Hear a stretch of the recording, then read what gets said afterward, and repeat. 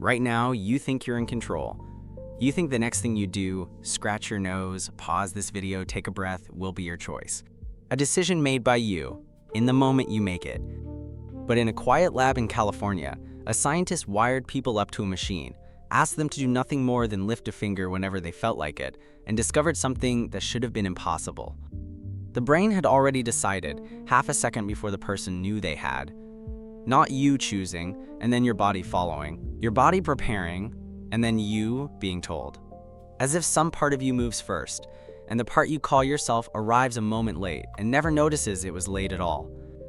The man who ran that experiment spent the rest of his life unsettled by what he found, and the deeper neuroscience has dug since, the stranger it has become. So tonight, let's ask the question carefully: who exactly is making your decisions? Because the answer is far more disturbing than free will simply not existing. First, let's understand what was actually measured. In the 1960s, two German researchers, Hans Kornhuber and Libet Deecke, found something odd hiding in the brain's electrical activity. Before a person made a voluntary movement, a slow wave of electricity would build up across the top of the skull. It started small, then climbed, like a wave gathering before it breaks. They called it the Bereitschaftspotential, the readiness potential, the brain getting ready to act. That alone wasn't shocking. Of course the brain prepares to move, what else would it do? The shock came 20 years later, when a man named Benjamin Libet asked a question nobody had thought to ask. He didn't just want to know when the brain started preparing, he wanted to know when you decided. And to find out, he needed to catch a thought in the act. So here's what he did. He sat people in front of a clock, a special clock, with a dot of light sweeping around its face, fast, completing a full circle in under 3 seconds. He told them to relax, and at some random moment of their own choosing, to flex their wrist. No planning, no counting, just do it whenever the urge arrived. And then the crucial part, he asked them to watch the clock and to remember exactly where the dot was at the instant they first felt the decision to move. Not the movement, the will, the conscious moment of now. Meanwhile, electrodes on their scalp recorded the readiness potential, and sensors on their wrists recorded the muscle firing. So Libet had 3 timestamps: when the brain started preparing, when the person felt they decided, and when the body actually moved. Line them up and you'd expect a simple order. First you decide, then your brain prepares, then you move. The mind commands, the machinery obeys. That is not what he found. The body moved last. No surprise there. The conscious decision, the felt moment of, I will now move, came about 200 milliseconds before the muscle fired. Fine. But the readiness potential? The brain's preparation began a full 550 milliseconds before the movement.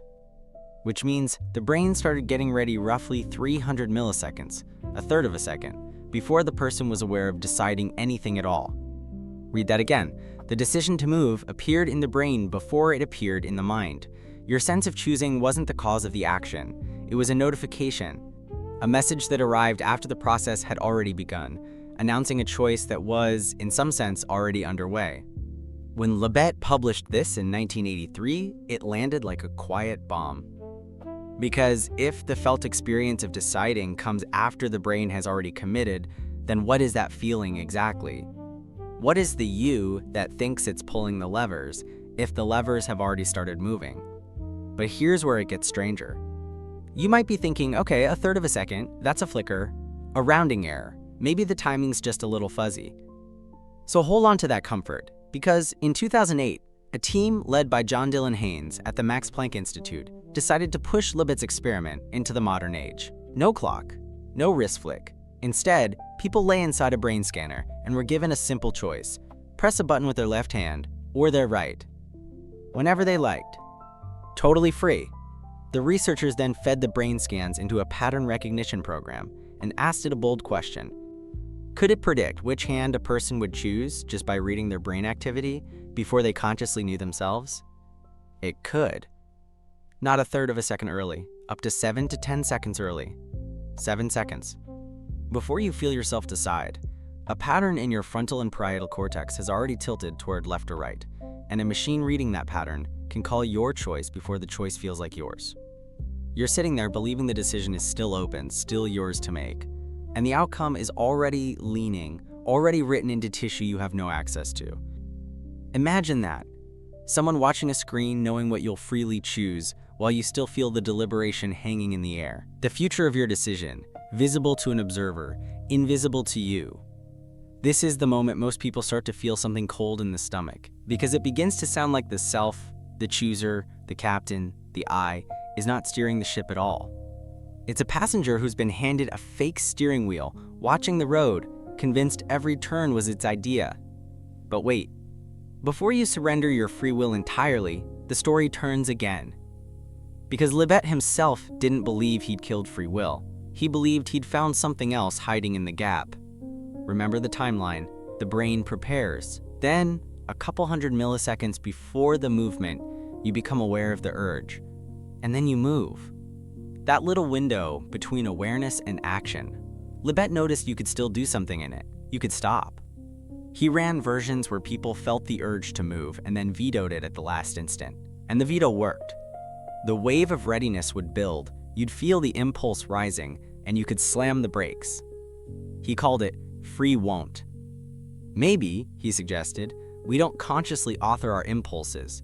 The brain throws them up on its own, like bubbles rising in water. But consciousness gets the final vote. The urges are not ours. The veto is. Free will isn't the power to start the action, it's the power to cancel it. It's a beautiful idea. A flicker of authorship rescued from the machine.